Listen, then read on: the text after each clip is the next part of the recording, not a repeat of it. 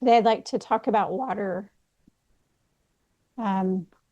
Last week I talked about how, or not how, but just basic truth that insentient beings expound the Dharma.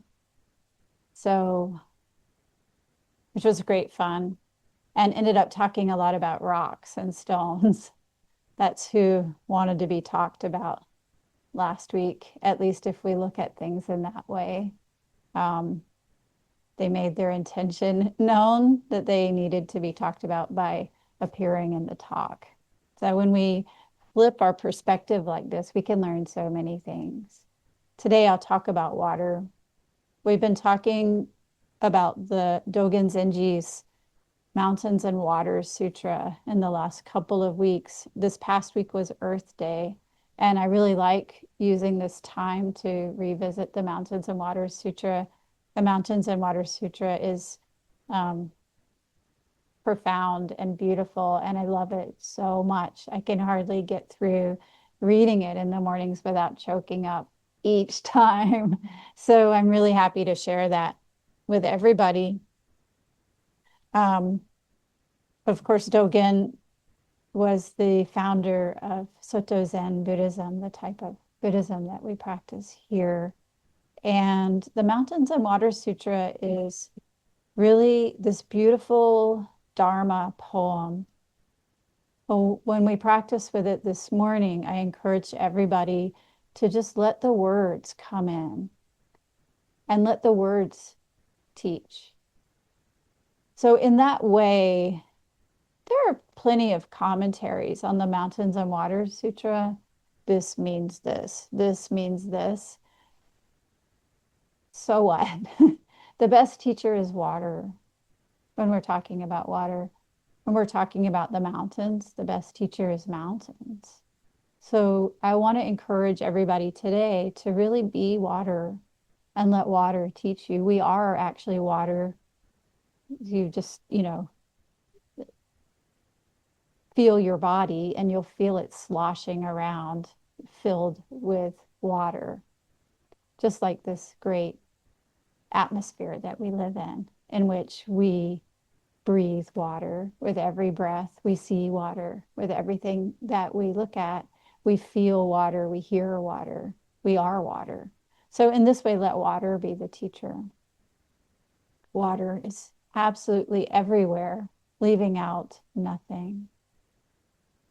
Water is representative of our Dharma nature, of the Dharma nature, the truth of the Dharma, which belongs to everyone equally.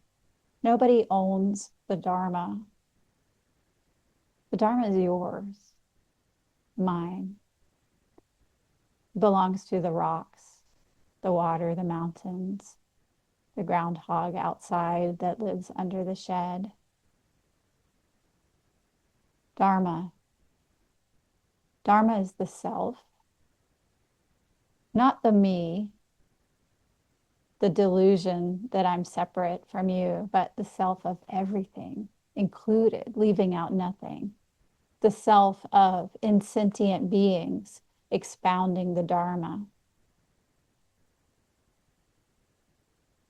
This is water. Dharma nature is our lived experience, our embodiment of how we treat each other, how we engage with the world around us. Dharma is not a concept that we can get and hang on to, that we can think about and sort of like harbor somewhere in our body, I guess. What we call our mind, and then use. Dharma is freely available to all of us equally when we get ourselves out of the way. Dharma is our understanding as well as our efforts to understand. Dharma is what we understand as well as what we don't understand. And this is what water has to teach us. Dharma nature is the way that all beings actually are. So the truth of everything. No separation between observer, observed. No split. Dharma is the flow of water and the lake that appears as one thing, perhaps the river, the glass filled with water. All Dharma nature. But where did the water go? Is it here in this cup made of earth? Is it in the eye? I've just put some in my mouth and can actually feel it moving down. But where is it? Because it's also left my mouth in the form of my breath and carried through the air into your ears. So this cup of water is now part of you, as it always was, really, literally.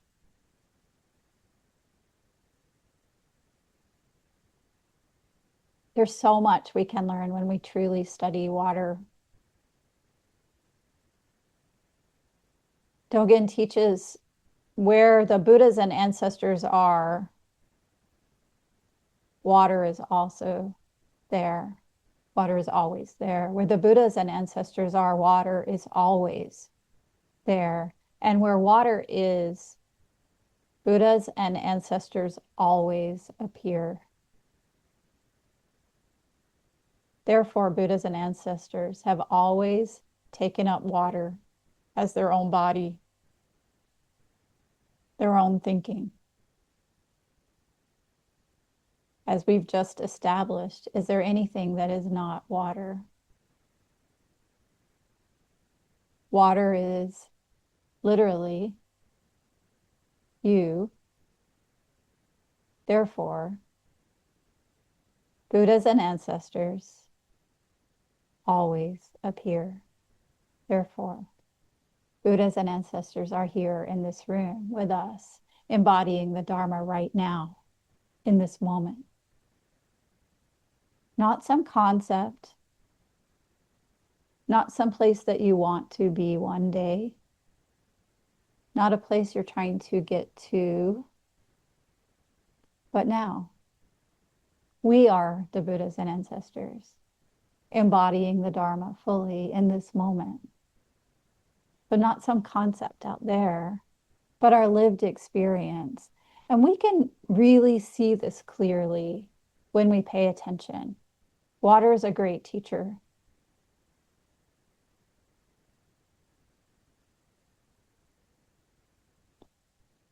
Upstairs on my altar in the Doksan room, I have a card that was given to me a couple of weeks ago that says, "Water is life." And it's a card saying that's not a saying, a prayer, a truth. We'll call it a truth used by people whose mission in this world is protecting water.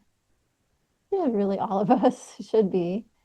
Water is life. So this was also used, this phrase is also used in many of the environmental protection movements happening.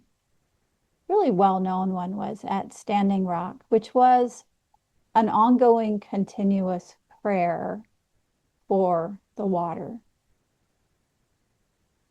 Yeah, there was a reason for that prayer.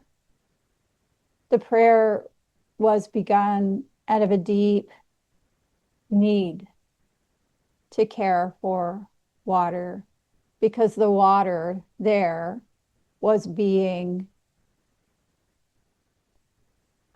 endangered by oil, which can cause damage to all of life in the sacred place. So then what's needed? A prayer for the water, or prayers for the water, or a continuous prayer for the water, or an everyday unceasing prayer for water, as water, with water. Excuse me.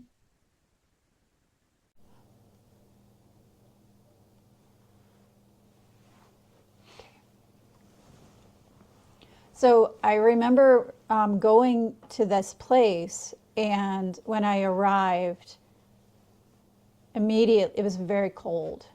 The ground was covered with snow, and immediately went to the river. I wanted to see the river. And I offered protection chant for the river. And then it was so cold. So I came back and I sat next to the fire. And an elderly woman came to me and said, "You should go and pray for the water." And I said, initially, "Oh, yes, yes, I did that as soon as I arrived." And then she said, "Good. You should pray for the water." And so I got up and I went back toward the river, really letting what she said stay with me. What is it to pray for the water? Where, how, when, as my feet crunched across the snow and the ice, there was water. As it snowed, just a tiny bit of that really fine, very cold snow that entered my mouth and nose, that was water. So I realized that, I'd been thinking of water as this particular river in this particular place. And water is not a particular thing in a particular place. Water is everywhere, leaving out nothing. So when we pray for the water, we're not offering something from me to you or it that you get or that has an effect, but we're living our life in a way that very naturally cares for the world around us, very naturally cares for the water.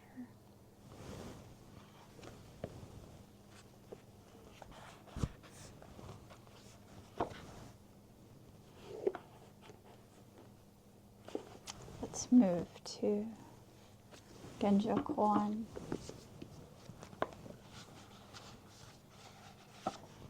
When you first seek Dharma, this is Dogen Zenji in Genjo Koan. When you first seek Dharma, you imagine you're far away from its environment. At the moment when Dharma is correctly transmitted, you are immediately your original self.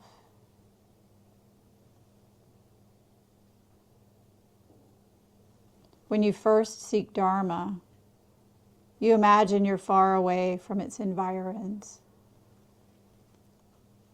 At the moment when Dharma is correctly transmitted, you are immediately your original self.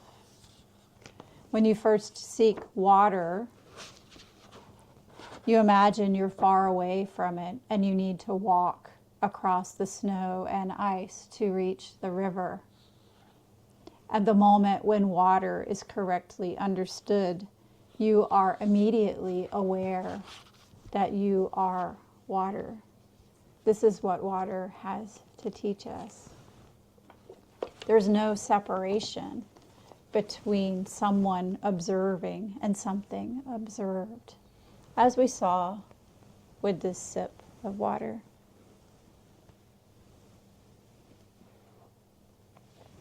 Already, again, part of you.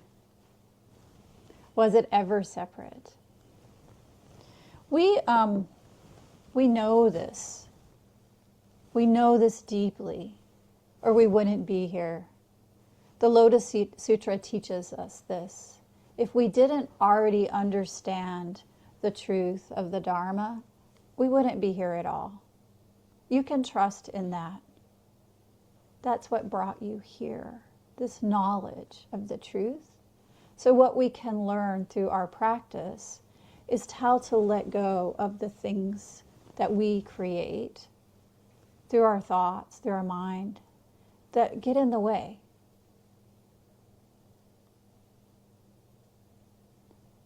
What if we lived our life in this way? When I told my teacher about water is life, not water is like life, not water contains life, not water holds life. No, water is life. I said, I went to this place and the central theme is water is life. And he said, oh yeah. So easy, right?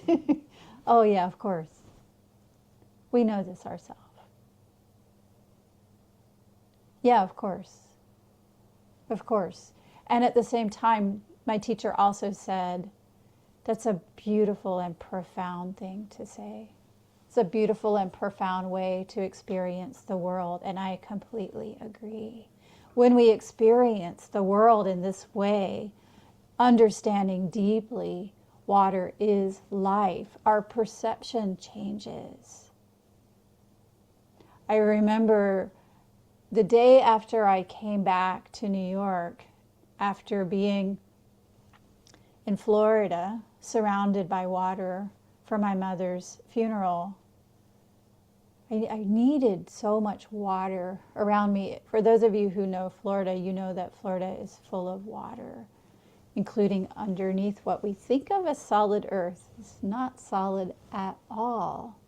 Water is everywhere. So I visited the springs and I went to the rivers and I felt the rain on my face, and I sat next to the sea and by the river where I was born, the same river where my grandfather died, and I looked at the spot where I waved goodbye to my grandfather next to the St. John's River. When I came back to New York, I needed that water. So I went to a place that we call a lake, and I sat there in the beauty of the day, watching this magnificent show of sparkles dancing across the top of this lake. And I was so filled with wonder and beauty. This is the life that's available to all of us when we truly understand water. We know this. When we're grieving, that separation becomes less. It's a time that the Irish call thin. There's less separation between me and you, and it can be a really profoundly spiritual time when we're open to that. And the gift that I had through this time in my profound sadness was this beautiful dance of sparkles across the lake. And I was so grateful for that. This is the teaching of water.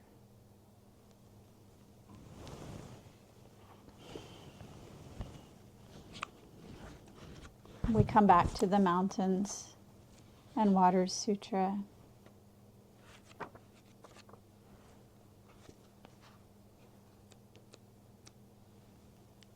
Water is neither weak nor strong, neither wet nor dry, neither moving nor still, neither cold nor hot, neither being nor non-being, neither delusion nor enlightenment. Frozen, it's harder than a diamond. Who could break it? Melted, it's softer than milk. Who could break it? This being the case, we cannot doubt the many virtues realized by water. There's a lot of nors in this. Neither weak nor strong, neither wet nor dry. Those nors take away our concepts of water for us. So we can be grateful to those nors. When we think we know something, put in a don't know, a question mark. and allow that question mark, that wonder, that not knowing, to remove the concept that we have created. So Dogen Zenji's offering us this. Oh yeah, you think water's wet? No. You think water's dry? No, not that either. Do you think it's hard? Nope. Do you think it's soft? Nope. Those are all the norms. So now let's flip to the other side. Water is also everything, leaving nothing out, as we've already established through this cup full of water.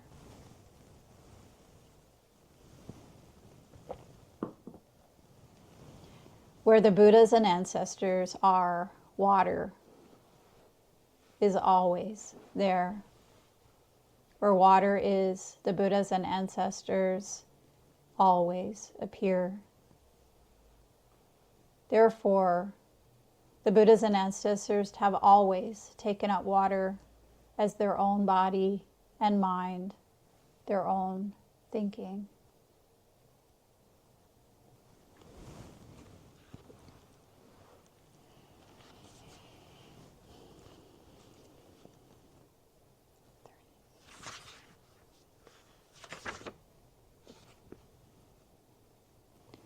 There are many different understandings of water.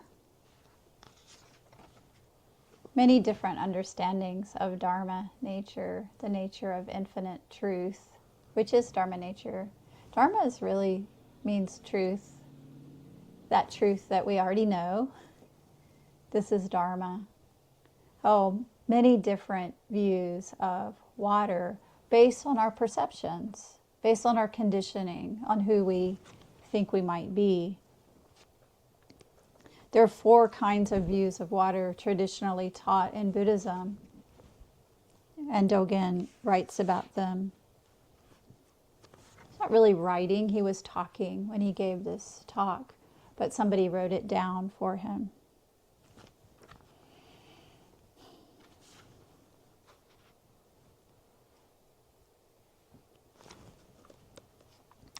When dragons and fish see water, they see a palace or their home. When humans see palaces, they do not view it as flowing. When humans see water, we see water.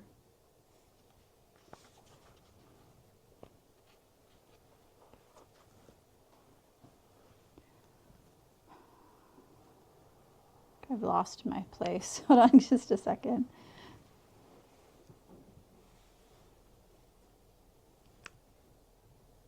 Where did it go?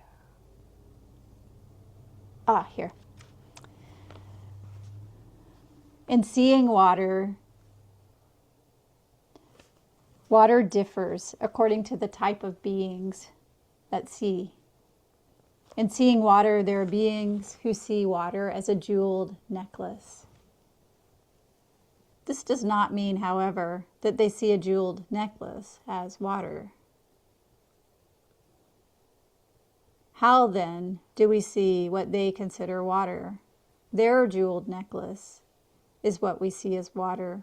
Some see water as miraculous flowers, although it does not follow that they use flowers as water. That makes sense, right? Come on. You might see water as flowers, but it doesn't mean that flowers are water. Hungry ghosts see water as raging flames or as pus or blood. Dragons and fish see water as a palace, their home. Others see it as woods and walls, or as the Dharma nature of immaculate liberation, or as the true human body, or as the physical form and mental nature. Humans see these as water. These are different ways of seeing water according to different beings. And given that different types of beings, that what they see is different, we can learn to see water in many different ways. So this is a teaching, a classic teaching in Buddhism. Fish and dragons see water simply as their home. What else are they going to see? They swim around. Dogen talks about this in Genjo Koan. So the fish can swim and swim and swim and swim and reach the end of water. But how would it ever know that it's the end of water? Because that's where it lives. It occupies water. So they see water as a palace or their home. Humans, we see water as water. At least what we call water, you know. Our version of water. That's what we see. Heavenly beings see water as jewels, great jewels. And hungry ghosts, when hungry ghosts see water, they see water as blood or pus. Hungry ghosts, as you might recall, have these really thin necks. And they can be surrounded by all that's wonderful and beautiful, but they can't take it in.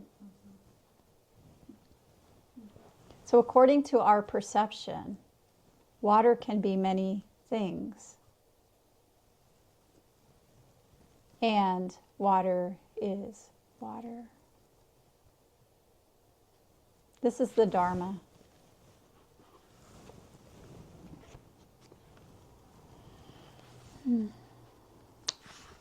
Water has so much to teach us. It's so much fun. If some onlooker, this is Dogen again, if some onlooker were to explain to fish and dragons that their home, their palace, was flowing water, they would surely be just as amazed as we are now to hear that said. What? Still, there would undoubtedly be some dragons and fish who would accept such an explanation. We should calmly consider this. Although humans have deeply understood what is in seas and rivers as water, just what kind of thing dragons, fish, and other beings understand and use as water, we do not know. Do not foolishly assume that all kinds of beings must use water as we understand water. When those who study Buddhism seek to learn about water, they should not stick to the water of humans. They should go on to study the water of the way of Buddhas. We should study how we see the water used by Buddhas and ancestors. We should study whether within the rooms of the Buddhas and ancestors there is or is not water. In other words, we must leave nothing out. Whatever we think we know, drop it. Try another perception. And then this one, and then this one, and then this one. We can always find new things to learn, new things to see when we have less of our own opinions, thoughts, ideas, fixed perceptions blocking us.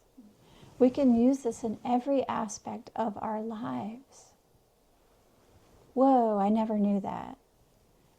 The world can become fascinating, and especially the world of truth, of the universe, which is the world of Dharma, opens up to us when we consider in all different ways. There's always more to learn, always more to understand. So I encourage you to really be the Buddhas and ancestors. Find this for yourself. See the world in this way. And there's infinite learning, understanding, growth, and possibility. This is what water has to teach us.